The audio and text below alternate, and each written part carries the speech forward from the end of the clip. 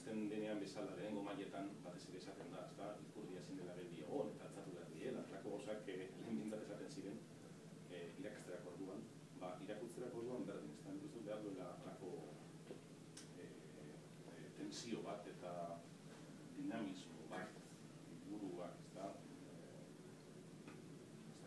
mota askotako historiak egotai ezkeria da, baina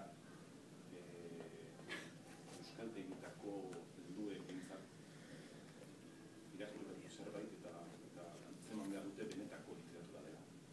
Ikasten dutela, baina benetako literatura dela, hautik konforrek irazen zuen bintasunaren kontu, izan zerbait din izan da dela.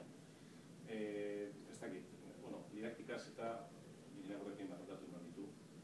Ez dakit, nik ezatzen du gauza historio politasko konta ditezkeela.